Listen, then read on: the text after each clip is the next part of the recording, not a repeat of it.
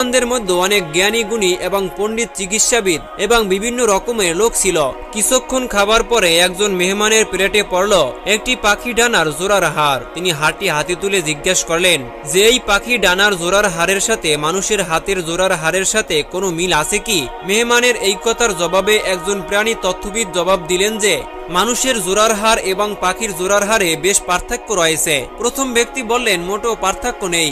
অপর আরেকজন ব্যক্তি বলল আপনার হাত কেটে প্রমাণ দেখান, না হলে বিশ্বাস করি না। প্রাণী তত্ত্ববিদ বললেন প্রমাণ দেখতে চাইলে আপনার নিজের হাতটাই কেটে দেখুন। নির্দয় নির্মম মনিব এইসব তর্ক বিতর্ক শুনে সমাধানের জন্য লক্ষ্য করে বললেন আর তর্ক নয়, আপনাদের কারোই হাত কাটতে হবে না। রাবেয়ার প্রতি ইঙ্গিত করে বলল আমার একটি দাসী আছে, ওর হাত কেটেই দেখুন, আপনাদের কার সিদ্ধান্ত সঠিক। মানুষ কত নির্মম হলে এমন একটি সামান্য তুচ্ছ জিনিসের জন্য এত বড় কঠিন সিদ্ধান্ত নিতে পারে তা বলার অপেক্ষা রাখে না। মনিব যখনই রাবেয়াকে খাবার টেবিলে ডাক দিল, রাবেয়াও অমনি খাবার টেবিলে মনিবের সামনে হাজির হলো। প্রাণী তত্ত্ববিদ বলল এই মেয়েটার হাত কেটে প্রমাণ করে নিন। রাবেয়াকে চেপে ধরে তার হাত কেটে দেখে যে পাখির জোড়ার হাড়ের সাথে মানুষের জোড়ার হাড়ের কতটা পার্থক্য রয়েছে।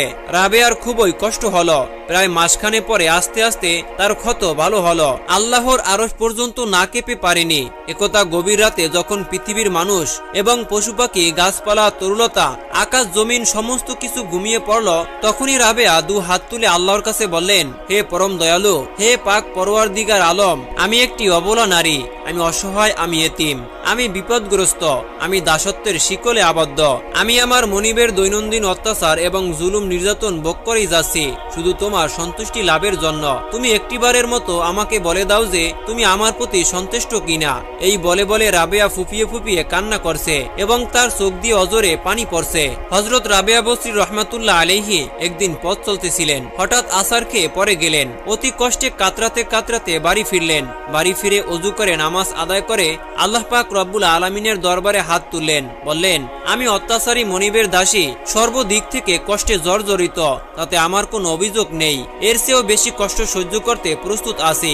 তবে একটি কথা জানতে চাই, হে আল্লাহ, তুমি আমার উপরে সন্তুষ্ট কিনা? হে আল্লাহ, আমার অবস্থা সম্পর্কে আমার চেয়েও তুমি বেশি জ্ঞাত। আমি তোমার প্রেমে কতটা পাগল, তোমার জন্য আমার অন্তর কতটা কাঁদে তা তুমি ভালো করেই জানো। রব্বুল আলামিন, আমি দুনিয়ার কোনো কাজে শান্তি পাই না, শুধু তোমাকে সিজদা দিলেই অন্তরটা শীতল হয়ে যায়। যদি আমার ক্ষমতা থাকতো, আমি যদি দাসী না হয়ে আজাদ থাকতাম, তাহলে সারাদিন সারা রাত তোমার সিজদায় পরে থেকে তোমার প্রেমের আমি সুধা পান করতাম, মনটা কতই না ভালো লাগতো। কিন্তু কি করব, তুমি আমাকে এমন একজন নির্দয় নির্মম নিষ্ঠুর জালিম লোকের হাতে বন্দী করলে, যার কারণে সিজদা তো দূরের কথা, সারাদিনের 5 ওয়াক্ত ফরজ নামাজেও তোমার সামনে হাজির হতে পারি না। রব্বুল আলামিন, তুমি আমার এই অবস্থাকৃত পাপ ক্ষমা করে দিও, নাইলে আমার কোনো উপায় নেই। রাবেয়ার মনিবের হৃদয় এত কঠিন ছিল যে তার প্রতি এত জুলুম নির্যাতন এবং অত্যাচার করত, কিন্তু বিনিময় কোনো সময় তার প্রতি করুণার দৃষ্টিতে তাকাতই না। শুধু হাত কাটার কিছুদিন পরে তার ক্ষতস্থান ঘুষে গিয়েছিল। তখন একদিন রাবেয়াকে জিজ্ঞেস করেছিল যে রাবেয়া, সেদিন হাত কাটার সময় কি তোমার কষ্ট হচ্ছিল? এই কথার জবাবে কোমলমতি হযরত রাবেয়া বসরি রাদিয়াল্লাহু তাআলা আনহা বললেন, না, আমার কোনো কষ্ট হয়নি। আমি যে আপনার দাসী, কথায় আছে না যে দুঃখে যাদের জীবন গড়া তাদের আবার কিসের দুঃখ। কিন্তু রাবেয়ার এত বড় মূল্যবান কথা, হৃদয় আকর্ষণ করার মতো কথাও তার মনিবের মনে দাগ কাটেনি। রাবেয়া বসরির এই অবস্থায় চলতে থাকলো তার দিনগুলো। ইবাদত আর কান্নার গতি আগের চেয়ে বেড়ে গেল। এমনই অবস্থায় গভীর রাতে নামাজ শেষে আওয়াজ পেলেন, হে রাবেয়া, তোমার ক্রন্দন আর সহ্য হয় না, তুমি তোমার কান্না থামিয়ে দাও। তুমি যে দোজকের ভয়ে কান্নাকাটি করতেছ, যে ভয়ে আমার ইবাদত বন্দিগি করতেছ, আমি আল্লাহ পাক রব্বুল আলামিন ওয়াদা দিলাম যে তোমাকে কখনো দোজকের আগুন স্পর্শ করবে না। এই কথা শুনে রাবেয়া রাদিয়াল্লাহু তাআলা আনহা কান্নায় ভেঙে পড়লেন। বললেন, পরওয়ারদিগার, আমি কসম করে বলছি, আমি ভীতু নই যে দোজকের শাস্তির ভয়ে তোমার আরাধন করছি। হে আল্লাহ, তোমার কাছে আরো বলছি, আমি ভীতু নই, আমি দোজকের আগুন থেকে বাঁচতে চাই না, চাই শুধু তোমার নৈকট্য এবং তোমার প্রেম। হে প্রভু, আমি কসম করে বলছি যে আমি লোভী নই, আমি বেহেশতের আশায় এসব কিছুই করছি না, এত শুধু আমার কর্তব্য করছি। হে আল্লাহ, আমি বেহেশত চাই না, সুখ শান্তি চাই না, আমি লোভী নই, আমি চাই শুধু তোমাকে আর চাই শুধু তোমার দিদার। খোদার প্রেমে লোভী হযরত রাবেয়া বসরি রাদিয়াল্লাহু তাআলা আনহা এবারেও আল্লাহর কঠিন পরীক্ষায় উত্তীর্ণ হলেন। আল্লাহ তাআলা বুঝতে পারলেন যে রাবেয়া বসরি ঠিকই আমার প্রেমে পাগল হয়ে গিয়েছে। রাবেয়া একই নিয়মে খোদাকে ডাকতে লাগলেন। একই নিয়মে আবার হঠাৎ কিসের আওয়াজ পেলেন। রাবেয়ার নীরবতা ভেঙে গেল। তিনি যেন আবার শুনতে পেলেন, হে রাবেয়া, তুমি তোমার কান্না বন্ধ করে দাও। তোমাকে আমি চিনে নিয়েছি, তুমি আর আমার পরনত্ব, তোমাকে আমি আপন করে নিয়েছি। তাই তো বলছি তুমি তোমার কান্না থামাও। তোমার কান্নায় আমার আরশ পর্যন্ত কম্পন শুরু করে দিয়েছে। তোমার কান্না না থামলে আমার আরশও থামবে না। হে রাবেয়া, তোমাকে আর কাঁদতে হবে না। তোমাকে কথা দিলাম যে তোমার সমস্ত প্রার্থনা আমি কবুল করে নিয়েছি। এরপর থেকে যেন রাবেয়ার কষ্টের শিলা পাহাড় যেন আস্তে আস্তে গলতে লাগলো। একদিন যখন গভীর রাতে সবাই ঘুমে মগ্ন, কোথায় যেন টু শব্দটুকু পর্যন্ত নেই, এমনই এক আবেদন মঞ্জুরের সময় তিনি বিশ্ব নিয়ন্ত্রা তথা রাবেয়ার প্রেমিক স্বয়ং খোদার কাছে তিনি প্রার্থনা করেছিলেন। তার সুললিত কণ্ঠে ধ্বনি তার মনিবের ঘরের দেয়াল ভেদ করে ঢুকে পড়ে তার মধ্যে।